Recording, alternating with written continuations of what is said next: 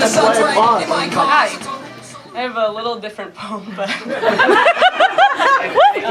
this is called Pinocchio's Sister. Eyes skim, take me in, judge my figure, taste my skin, and move on. Move on to better options.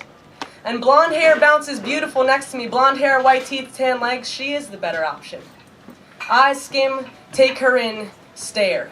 Linger, linger, linger on her face, on her hair. Slide their eyes like glue over her shapes, contours, curves. Forget I'm standing next to her. I shrug and roll my eyes. It doesn't matter. I don't mind. More eyes, shameless, starving, scan quickly over me and come to rest on the body to my left. Their eyes narrow and the corners of their lips curl. I hurt and wish in secret that I was her, their meal, that girl. But it's my eyes now, shameful, starving, blue and blurry, staring. We're all staring at something valuable we found. Me at him at her at the pebbles on the ground. And the lines of our sight form a sick, broken triangle of need and fear and gross desire. But no, I don't want him. I don't care. It doesn't bother me.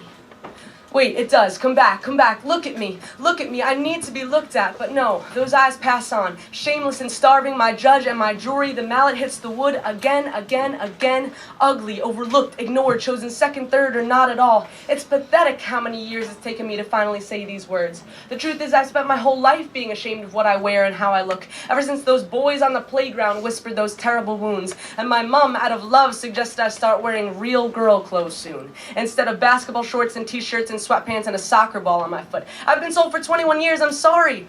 You just don't fit the part. You're too strong, too fat, too innocent, too this, too that. Sometimes I wonder where this science comes from. Who made up these rules? When did this faulty femininity formula become the right one? I just don't understand how tryouts and performances have become a girl's entire life. Or why we're trained from second grade to wear our shorts too short and our shirts too tight and our love so loose we'll give it to any boy who looks all right. For 21 years I've stood beside the better option. And she's taught me how to wear mascara and how to make my hair fall straight and how to clothe myself in skirts and self-mutilating shame. She's taught me that a real girl will have a history of palatable pain, a timeline of boys playing good men and bad men, men who have wooed them and used them and eventually left them, and that's what being a real girl is all about. It's tying yourself to your past and your appearance and the new guy knocking outside your house. It's getting up early to do your hair, it's touching his arm, and beckoning his stare. It's walking just right and talking just right and crying just right and talking just right and pretending through it all that it comes naturally and that you don't actually care. But the question that decades of myself have asked is, what if that's just not your reality? What if the only man who looks at you like you're beautiful is your daddy and you dream in Taylor Swift songs, but all you wake up to is that heartache mentality? What if your pain isn't so pretty? It's ugly and messy, makes your face turn red and blotchy. What if your tears aren't tied to a breakup and the only bruises you have aren't the type that can be hidden beneath any amount of makeup? See, I spent years studying the real girl, but I think somehow I've still missed her. I grew up in a loving home, yet somehow still feel like Pinocchio's sister, watching the real girls run around and chase boys and look great while I'm sitting here slumped over with wooden arms and wooden legs and an average, lifeless face, whimpering because I don't have what they have, crying because I just want to be looked at. Is that too real to say out loud? I should take it back, but I've spent years taking it back, always taking it back, waiting for some braver woman to stand up and say what I've been screaming all along in my head. Look at me. Look at me, I need to be looked at. But no one ever says it because it's the most sensitive spot of our most ancient scars, because it's shallow and it's stupid and it's way too close to a girl's heart. Strips off the confidence I worn convincingly for most of my life and exposes how often I have flat out lied. And the strange thing is, I'm better now. I really am good enough to finally say the words I thought I would never say out loud, that I yearn to be looked at, but bad enough to still occasionally feel like that.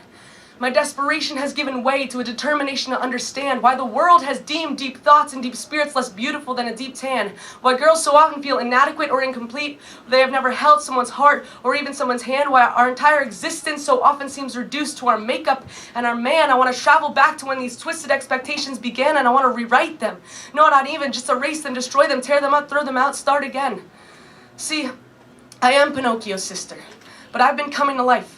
These wooden arms and legs just needed some time to realize so many real girls are made of wood too. It's a secret they've spent their entire lives trying to convince people isn't true. But I knew from the start this show wasn't about me. I was a limp doll backstage watching the performance play out before me. I needed my maker to come and breathe life into me, to cut my strings and change this clunky wooden body to flesh and blood, to convince me that beauty is not in the eyes of the beholder, but that beauty is in the eyes of God. He's teaching me to walk now on these wobbly limbs.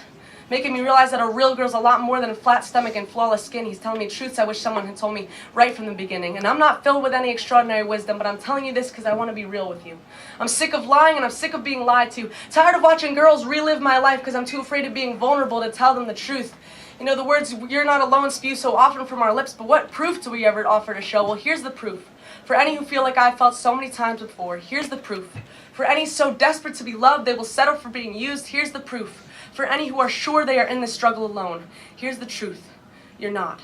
There's at least one other crippled soldier standing beside you, going up against the same demons you do every day, the ones that punch at your heart and pull at your hair and measure your waist. I'm standing with you, beside you, not as the better option, not even as an option, just as a real girl who has come a long way and still has a long way to go.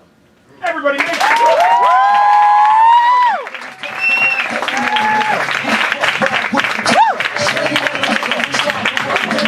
so as you guys can probably tell, we are both getting close to the end of the open mic, and I am trying to get all